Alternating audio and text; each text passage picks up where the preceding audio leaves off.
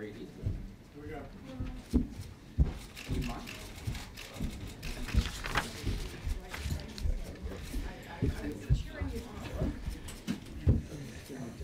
You made me feel good. I'd like to express my appreciation to Senator Reid and all of my other colleagues here who are joining today to express what is now an overwhelming bipartisan consensus. The United States must act with urgency to provide defensive lethal assistance to Ukraine.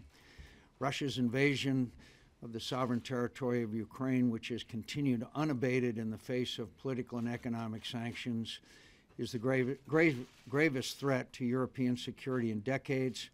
5,358 have been killed, 12,235 have been wounded since April 2014. 224 civilians have been killed and 545 civilians have been wounded in just the past 3 weeks. Those are civilians. If allowed, this aggression continues unimpeded. Moscow may feel emboldened to challenge the integrity of the NATO alliance. That's why the United States and our NATO allies must deter further Russian aggression by providing defensive lethal assistance to Moscow. Let me dispense with the inevitable straw man. Defensive lethal assistance will not allow the Ukrainian military to defeat the Russian military in a full-fledged war, but it will raise the risks and costs Russia must incur to continue its offensive. It will pierce the veneer of the Kremlin's cynical and false narrative that there are no Russians in Ukraine. As we saw last year, the Committee of Soldiers' Mothers have protested the increasing number of Russian troops that are not coming home from their, quote, routine deployments. Vladimir Putin can only hide the truth for so long, and the truth, more than any sanction, will vindicate the fundamental principle that every sovereign nation has the right to defend itself. That's what Ukraine seeks, not American forces to do its fighting, but that our nation open once again the arsenal of democracy that has allowed free peoples to defend themselves. And here in the United States, and here today, is broad bipartisan consensus that it's time we do just that. I will conclude with the words of a report issued this month by the Brookings Institute, the Atlantic Council, and the Chicago Council on Global Affairs, authored by, among others, Michelle Flournoy, Admiral James Stavridis, and 2 former ambassadors to Ukraine. And I quote, "Assisting Ukraine to deter attack and defend itself is not inconsistent with the search for a peaceful political solution. It is essential to achieving it. Only if the Kremlin knows that the risks and costs of further military action are high will it seek to find an acceptable political solution." I want to thank my friends who are here today, who have been involved and care about these people who are far away in a distant land, who are being slaughtered as we speak by an individual who seeks to restore the Russian Empire. United, we believe we are speaking for the overwhelming majority of the American people. Senator Reid. Thank you. Well, today I join Chairman McCain and my Senate colleagues in calling for additional military assistance for Ukraine to help their forces defend their country. The administration is committed to provide nearly $120 million in military assistance to Ukraine to date, all in the form of non-lethal aid. Ukrainian forces have fought courageously to defend their country, but the events of the past few weeks have demonstrated that Russia continues to violate its commitments and escalate its aggression against Ukraine. In the past few days, separatists in eastern Ukraine, with substantial Russian equipment, training, and leadership, have abandoned any pretext of a ceasefire and launched a broad offensive against Ukrainian forces.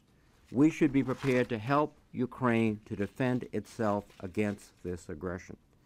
In the fiscal year 2015 National Defense Authorization Act, Congress overwhelmingly supported providing the Ukraine lethal and non-lethal military assistance that is defensive and non-provocative in nature so that Ukraine can defend its territory and sovereignty from further aggression. Such defensive weapons could include anti-tank weapons and counter-battery radar systems. Building Ukraine's capability to defend itself would raise the cost of further Russian-backed aggression in both the deterrence of any new offensive. The United States should not undertake this effort alone and should work with willing allies and partners to aid Ukraine. At the same time, we should make it clear to the Ukrainians that while we support their commitment to defend themselves, they cannot expect U.S. combat forces to come to their aid in the fight. Our additional assistance to Ukraine should be provided consistent with clear objectives, including restoring the ceasefire as agreed at Minsk, supporting the efforts of the Poroshenko government to negotiate a political settlement with regional leaders in eastern Ukraine, and maintaining a commitment to the medium and long-term reform of the Ukrainian security forces. Taking these steps will send an important signal. It will signal support to the Ukrainians for their efforts to defend themselves. It will hopefully give the Russians and the Russian-backed separatists pause regarding any thoughts of further escalation or violations of their commitments to find a political resolution of the crisis. And it will signal resolve to our allies who are concerned about being the next victims of Russian aggression. Thank you. Senator Inhofe. Yeah, I'll make this real brief. I was honored to be in Ukraine during their election in November, and that's people in this country don't seem to understand. I sat there and looked at Poroshenko, I looked at Yatsenyuk, and there are two different political parties, both of them very strong pro-West. And so see the looks on their faces when they realized and they counted the votes. In order to get a seat in Parliament, you have to have 5%. This is the first time in 96 years that the communists don't have one seat in Parliament. This is no way to treat a good friend. Senator Nelson. I met with all the government in Ukraine last August and spoke out then that we should give lethal assistance. Interestingly, the Prime Minister, Foreign Minister, Defense Minister, what they requested at that point was they wanted up-to-the-minute intelligence and they wanted training. And we have provided those. But that's not enough when you're facing the Russian bear. And we simply cannot let Vladimir Putin get away with invading another sovereign country as he has already taken Crimea, part of Ukraine. This is what we should do, lethal assistance. Senator Graham. This is the Senate at its best. This is what the United States Senate should be doing more of, coming together when it makes sense to change the world for the better. I hope this will lead to other breakthroughs on other issues. To my colleagues who stand here in a bipartisan fashion, you're standing for the best traditions of our nation. What is this not? This is not a fight between two friends that we should not take sides. This is not a fight between two friends. This is a fight between a struggling democracy and an autocratic dictatorship, and we should take sides. We should always be on the side of struggling democracies, and we should always stand up to people like Putin because it makes us safer. It's the right thing to do. Why do we want to help the Ukrainian military? The Russian puppet destroyed the Ukrainian military. Russia, through Ukrainian agents, destroyed the ability of this country to defend itself. It is up to those who believe in struggling democracies to stand up and be counted and to do the very basic thing that's required of a friend. Give you the tools to help yourself. Not one person is suggesting we send American soldiers into the Ukraine. We're all saying we've got a struggling democracy, a friend in the making. They need our help, and we're not going to let Putin tell us what to do. Finally, helping a friend somewhere makes friends of America everywhere feel better. Standing up to a dictator somewhere may have the benefit of influencing dictators everywhere. First of all, my thanks to Senator McCain for his leadership and to Senator Reid and to all of my colleagues. I think truly this picture is worth 1,000 words, at least 1,000 of my words. What we have here is colleagues coming together on a very bipartisan basis for our national interest. Make no mistake, sanctions are not working. Ukrainians are being slaughtered, and we have a role to play in imposing restraint, and our credibility is at stake and at risk as well. It's not only Ukrainian interests that are at risk here, but also American security interests. We need to see that Putin understands nothing but force. He is a thug. He has not responded to sanctions. Sanctions are not working. And the robust and muscular approach that we are urging now, in fact, was authorized by Congress in the last session, $350 million in military and defensive aid, which includes the kinds of weapons, anti-tank missiles, that are vital for the Ukrainians to defend themselves against Russian troops that have invaded their country. That's the simple, plain, blunt truth, and the United States has to respond in kind. Thank you. Senator Ayotte. I want to thank Senators McCain and Reid and all of my colleagues on this incredibly important issue. Last April, I had the privilege of traveling with Senator Donnelly to Ukraine, and at that time, we had both called on a bipartisan basis for providing lethal assistance for Ukraine to defend itself. And then again, being there in the May presidential elections, this is, I agree with Senator Blumenthal, about our credibility. We signed, as did Ukraine, as did Russia, the Budapest Memorandum. Ukraine gave up its nuclear weapons in return for assurances about its security. Russia violated that law. In fact, as I look at Vladimir Putin, he is the schoolyard bully, and he's picking on the smaller member of the class. And it's time to provide Ukraine the ability to defend itself. So I'm so glad that we've come together on a bipartisan basis to do this. It is past time due that we allow defensive weapons to the Ukrainian people so that they can defend themselves against this blatant Russian aggression and invasion of their country.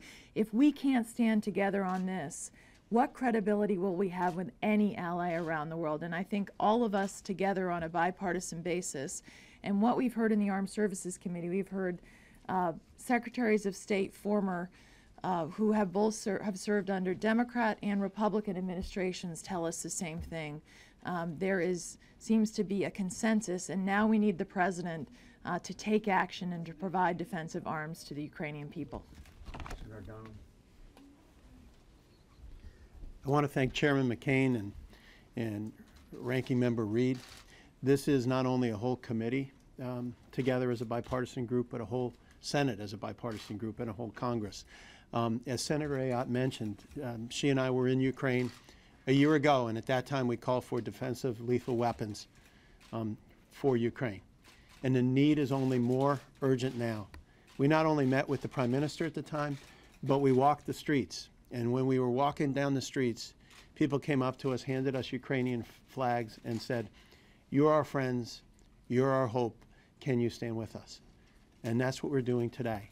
This is a nation that is our friend, that is a sovereign nation, and that has been attacked. And this is the least we can do. And so we stand together to send the message to the people of Ukraine: we will stand with you, we will help, and we will help you protect your independence. Senator Ernst. Thank you, Mr. Chairman. Thank you, Ranking Member Reid. It's great to be here with my colleagues on an issue that we all agree upon. Many years ago, I was very fortunate and had the privilege of attending an agricultural exchange in Ukraine while it was still part of the former Soviet Union. And we lived, the Iowa students and myself lived on a collective farm for a number of weeks. And in the evening, when the community members came together, we did not talk about agricultural practices as I anticipated. What we talked about was what it was like to be free and what it was like to be an American. Those are the things that the Ukrainians wanted to know. They wanted to know about freedom and democracy. And just a few short years later, they became an independent nation. They are a sovereign nation. They are an ally. And so I am in full agreement that we do need to provide lethal assistance to our friends in Ukraine, to President Poroshenko, to push back on aggression coming from President Putin and Russia. So I would encourage all of you to take this word, show that we are moving as a unified Congress and asking that we provide lethal assistance to our allies. The world will determine if we are friends to our allies around the world, and also, in the same token, protecting our own national security interests. So again, Chairman, thank you. Senator Reid, thank you for allowing us to be here today. Thank you. Senator Rounds. I also would like to thank Chairman McCain and Ranking Member Reid. I think this is a great example of what happens when you step forward and you look at a situation and you put it in some very simple terms. We have some issues in this Senate that there's just shades of gray. There are others in which the resolve and the decision-making is a little bit easier. This one is one of the easier decisions to make. And that decision is to support an ally. And as Senator Ayotte had suggested, sometimes a bully has to be confronted. If we allow the Ukrainians the opportunity to punch the bully in the nose, maybe he thinks twice about what the cost of aggression truly is. This is our opportunity to stand with our allies, but it's also an opportunity to send a message to Mr. Putin that the Ukraine is not the border of Russia anymore. It is Ukraine, a country that stands as a sovereign nation. Thank you. The President's refusal to provide defensive lethal weaponry to Ukraine over the last year has greatly increased the risk of a nuclear arms race in the Middle East and in East Asia. In 1994, in exchange for Ukraine surrendering its nuclear weapons, the United States and other allies guaranteed its territorial integrity. Ukraine believed us, but we haven't kept that promise. If today Ukraine had nuclear weapons on its soil, it would not have Russian troops on its soil. What kind of message are we sending to Iran as they continue their race towards nuclear weapons? What kind of message are we sending to our allies in the Middle East about the trustworthiness of American promises? It's time for America to keep its promise, to support our friends, and to hurt our enemies. Senator Sullivan. Thank you, Mr. Chairman. Senator Reid. You know, as a freshman, it's great to see such a bipartisan effort on a real critical national security issue. The only additional point I want to make is, as a country, we have a lot to offer Ukraine and our allies when they're in need. We're talking about weapons here, and that's important, but we also have the great opportunity to offer them energy. And in terms of long-term security for the Ukrainians who have been blackmailed by the Russians with regard to energy and gas, America's ability to export energy, whether it's gas or other energy, to our allies is a great opportunity to help them. And I think that's something we also need to be looking at in terms of this Congress to help our allies like Ukraine.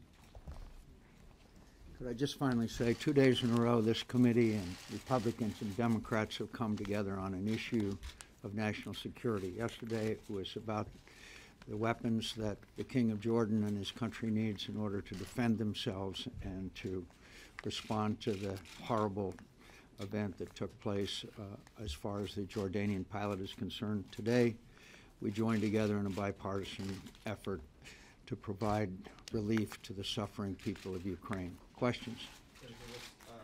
What's the practical result of this? Is there legislation afoot? Or are you just asking the White House to timely act, or are you going to? We're asking in a bipartisan fashion, but we'll be looking up at marking up legislation that calls for it again.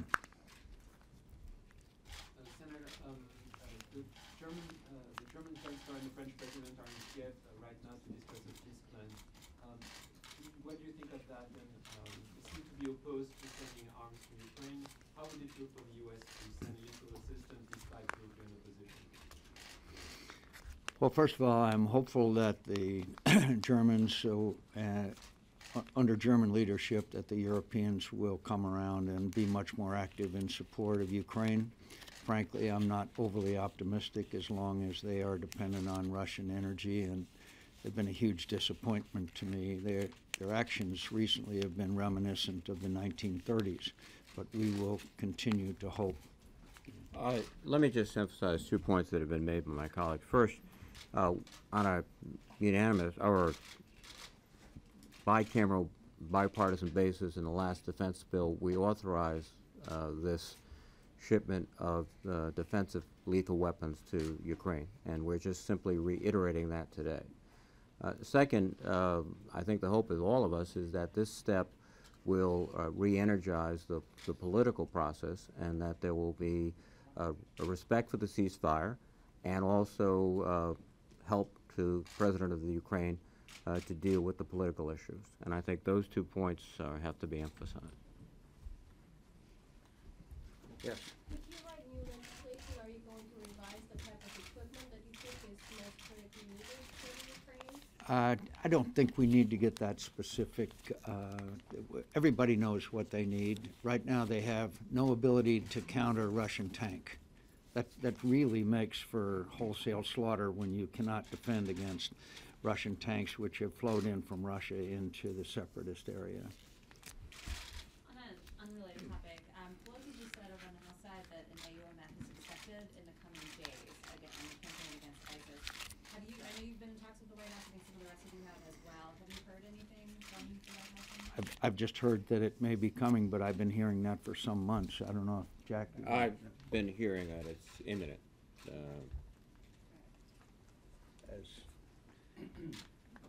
Anymore? Yeah, Senators, I mean, some of what you're talking about here is starting to sound a little bit like the old sort of proxy war between Russia and the United States. I'm wondering if you have any concerns about escalations, and also it sounds like a fairly substantial investment in terms of cost. Do you address either of those? Well, first of all, there was the belief that if we did not provide defensive weapons to Ukraine, then things would eventually be okay. And we didn't want to, quote, provoke Vladimir Putin.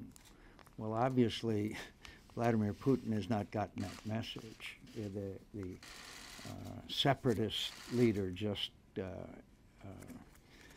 reneged on the Minsk agreement, what was left of it, and over a break period, General Breedlove, our head of NATO, indicated there was significant movement of Russian arms, equipment, and people into Ukraine. We're frankly at the end of the line here. You just can't stand by and watch people being slaughtered with superior equipment. Blankets don't do very well against tanks. So some of us believe, maybe not all of us, but we all are united in this belief, but that the price, as a number of my colleagues said, that Putin might pay for further aggression might be the deterrent that we're looking for. If he thinks he's getting away, literally with murder, then I think he may be encouraged to do so. Finally, history shows that when dictators have domestic difficulties, as clearly the Russians have today, quite often they are more likely to commit outside aggression than they otherwise would have been, obviously to divert the attention of their population. Also, just on the cost, do you have a cap on what the country should be willing to spend to do this sort of arming, and how long it should last? I have no idea. Well, I think the key here is to give the Ukrainians the ability to defend their territory, and also to move back to a political solution. That's the key. The Ukrainians are calling up more troops. They are determined to protect their sovereignty and their nation. And we hope that with this support, they can do that, and ultimately this will be a political solution that will be between the parties who are now contesting each other. Anybody else? Could I also add, too, I think the other consideration we have to take into account here is how our allies feel in the Baltics. And so if Putin feels that he can move without any consequences, because clearly the sanctions aren't stopping him, then what's his next step? And I know there's a lot of fear in the area, and that is very costly. Not only do we want him to respect the sovereignty of Ukraine, but of all of the countries in that region, and they're very concerned about it, our allies there. And so it's very important that we do this not only for Ukraine, but for our allies in the region.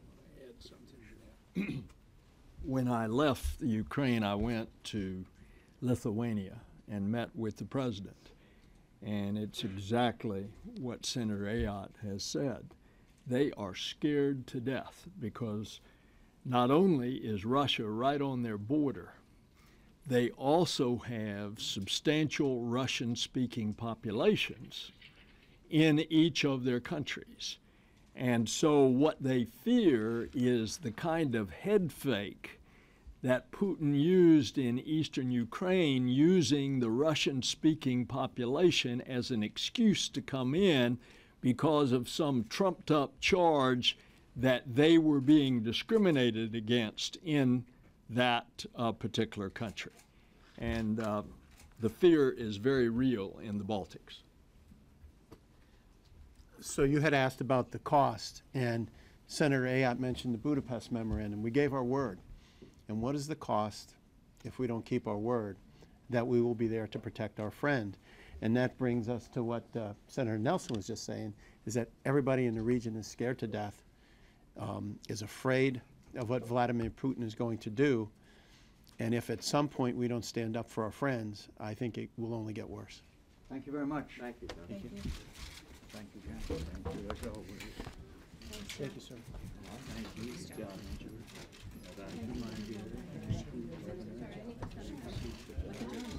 Good to be with you. Thank you. Good job. Thank you.